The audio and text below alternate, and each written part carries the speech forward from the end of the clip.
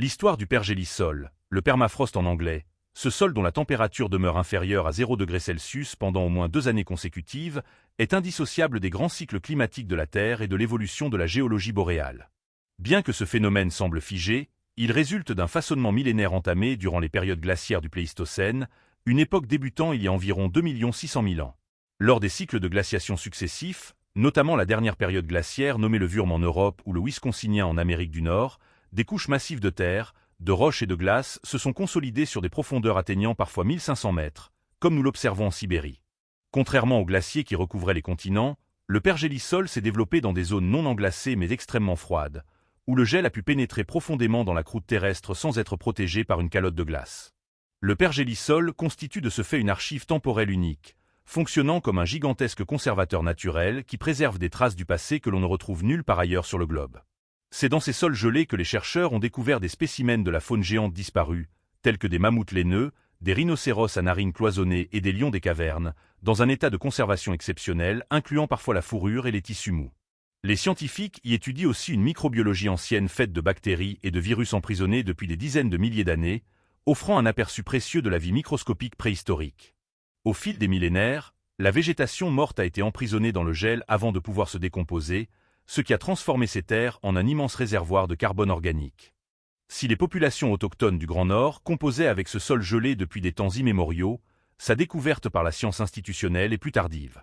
Au XVIIe et XVIIIe siècle, les explorateurs russes et les colons en Amérique du Nord rapportent l'existence de terres qui ne dégèlent jamais, même en été, rendant l'agriculture et le creusement depuis extrêmement difficiles. Au XIXe siècle, l'essor de la géocryologie voit des savants comme Alexander von Humboldt s'intéresser aux limites géographiques de ce phénomène. Enfin, au XXe siècle, la terminologie s'affine lors de recherches militaires pour la construction de routes et d'infrastructures durant la Seconde Guerre mondiale. Le tournant contemporain est celui d'une dégradation rapide car, aujourd'hui, l'histoire du pergélisol entre dans une phase critique. Avec le réchauffement climatique global, la couche active, cette partie supérieure qui dégèle chaque été, s'épaissit de façon alarmante tandis que les couches profondes commencent à fondre pour la première fois. Ce dégel libère des gaz à effet de serre, le méthane et le dioxyde de carbone, restés captifs depuis la dernière ère glaciaire, créant ainsi une boucle de rétroaction qui accélère le réchauffement de l'atmosphère. Ce qui fut autrefois le socle stable des régions arctiques devient aujourd'hui un terrain mouvant, transformant radicalement les paysages de la toundra et de la taïga. Le pergélisol se comporte ainsi comme une capsule temporelle dont l'ouverture forcée par le climat actuel est à la fois une mine d'or scientifique et une source d'inquiétude majeure. Le gel permanent a permis de conserver des spécimens dans un état de fraîcheur presque irréel, loin de la simple fossilisation minérale, grâce à une momification par le froid. Contrairement aux ossements classiques, le pergélisol préserve les tissus mous, le sang et même le contenu stomacal des créatures d'autrefois. On a ainsi pu étudier des mammouths comme l'Uba ou le loup de Sibérie vieux de 44 000 ans, dont les organes demeurent intacts. On observe même une forme de résurrection végétale puisque des chercheurs ont réussi à faire germer des graines d'une plante nommée Silene stenophila, vieille de 30 000 ans, extraite de terriers d'écureuils fossilisés. Cela prouve que le pergélisol garde un potentiel de vie latent sur des échelles millénaires. Cependant, le dégel libère aussi des micro-organismes pathogènes. En 2016, une épidémie d'anthrax en Sibérie a été attribuée au dégel d'un cadavre de renne infecté depuis 75 ans.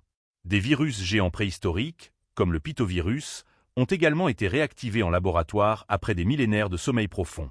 Si le pergélisol est un trésor pour les paléontologues, sa fonte représente l'un des points de bascule les plus critiques de notre système climatique. Ce géant de carbone contient environ 1500 milliards de tonnes de carbone, soit 2 fois plus que ce qui se trouve actuellement dans l'atmosphère. Ce carbone provient de la matière organique qui n'a jamais pu se décomposer totalement à cause du froid intense. Lorsque le sol dégèle, les bactéries reprennent leur activité et rejettent alors du dioxyde de carbone ou du méthane, dont le pouvoir de réchauffement est bien supérieur. Enfin, le dégel provoque une instabilité physique des sols connus sous le nom de thermokarstes. La glace qui liait le sol disparaît, entraînant des affaissements, la formation de lacs soudains et la destruction d'infrastructures vitales comme les routes, les conduites de transport ou les habitations, rendant certaines régions arctiques inhabitables. Le pergélisol illustre parfaitement la dualité de notre époque, nous offrant les clés pour comprendre les écosystèmes disparus tout en nous alertant sur la fragilité des équilibres climatiques qui ont permis le développement de notre civilisation.